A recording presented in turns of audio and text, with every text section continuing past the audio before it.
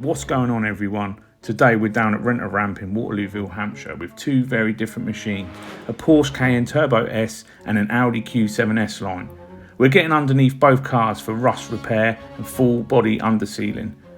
The Audi is also getting some upgrades, including fixing a faulty parking sensor and some projector downlights from the doors. Hands-on work, proper maintenance. Let's get into it. So we're at Rent a Ramp doing the Porsche Cayenne Turbo S and the Q7. I haven't done a video recently, the weather's been shit. But yeah, we're here. We're here, got to tell you to watch. Anyway, on to the ramps. So here we've got a Porsche Cayenne Turbo S, and considering the car is around 20 years old, it's actually in pretty decent shape underneath. There's some surface corrosion, as you would expect with age, but nothing major, especially for an SUV. These vehicles do tend to rust faster than cars because of their size and weight, and how they're used.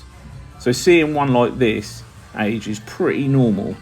This is exactly why underbody cleaning, rust repair and sealing are important to keep them solid for years to come.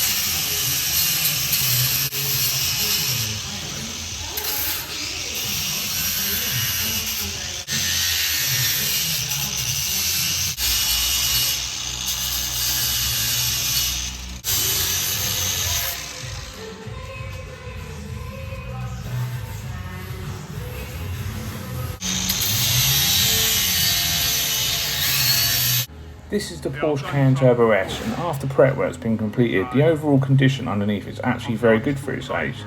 There's only light surface corrosion present, which makes it a perfect candidate for preventative treatment rather than heavy repair. Once the area was cleaned and prepared, we moved on to treating the underside using Genolite, a rust converter that stabilises existing corrosion and helps prevent it from spreading. We also apply LanoGuard to protective coating. Whilst it's not a personal favourite, it does a good coverage, especially when paired with products like Genolite that can be sprayed into hard to reach areas using a direct spraying nozzle. This approach allows us to protect areas and simply cannot access by hand, giving the car long-term underbody protection.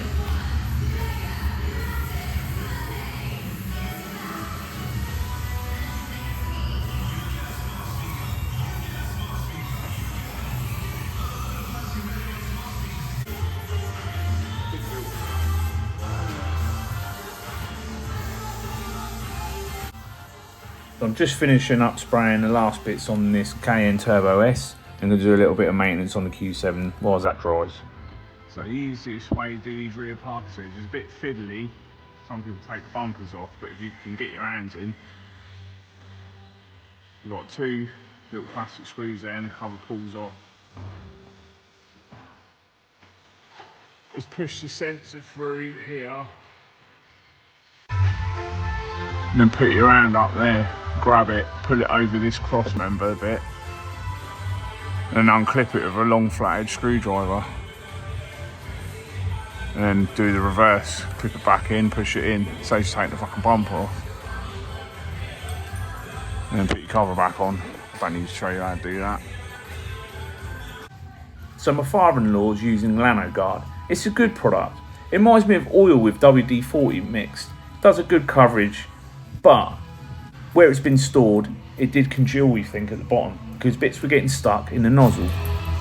So after that, we went back over to Genolite, which do a wax oil product, which I'm going to show you in the video now.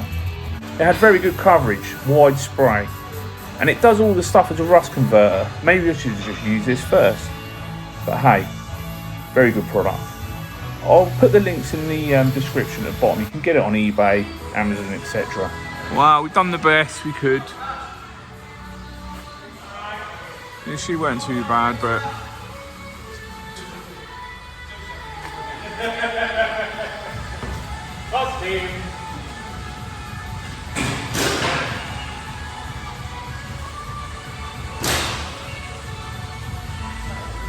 have to go over it.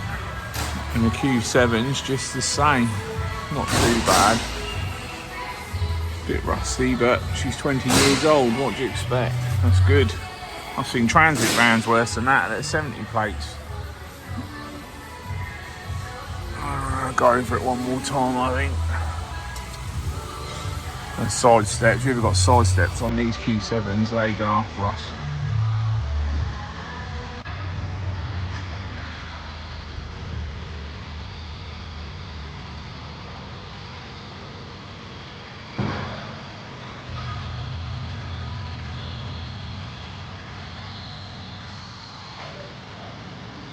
So I did some extra maintenance, replaced the rear LED number plate lights.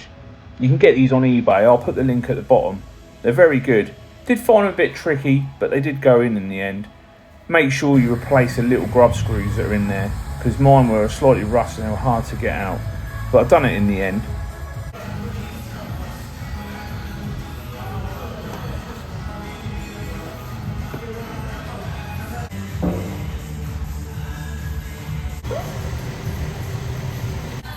What a nightmare they are to change. Get new screws, I'm going to have to get, that's just a bodge, the temp one, I'll have to get some new ones. Got them at my father-in-law's, but they are a pain. And that bracket on the old version is thicker when it slots in, that one's a bit thinner, so I need to look at that. What's a pain? So now I'm going to change the puddle lights for downward projectors. You can get them on eBay, S Line, etc. I'll put a link in the description. Is to change these projectors. See how good they are. Also get a trim tool, get it in there, pop it out, and then there you go. You get what's with the kit. They're ones from previous, so I'm just going to use them. Get it out, pull it out. That's dead. Get the new one in, I'm just going to do that, it's hard with one hand. So yeah, make sure you put them right around, because when I open the doors I want them to shine on the floor like that.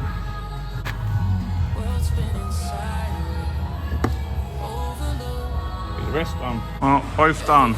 Done it quick, I've done it in 3 hours.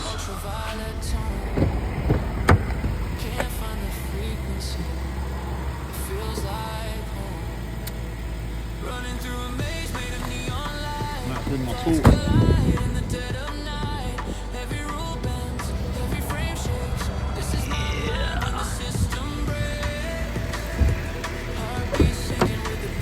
That's with my tool. We're a new channel and we're building it step by step without a garage and battling the weather. So if you enjoyed this video, a like, subscribe generally goes a long way. And hopefully there's some content in it that help you with your vehicles. And we'll see you on the next one. Take care. Set me free. I'm ready to fly through the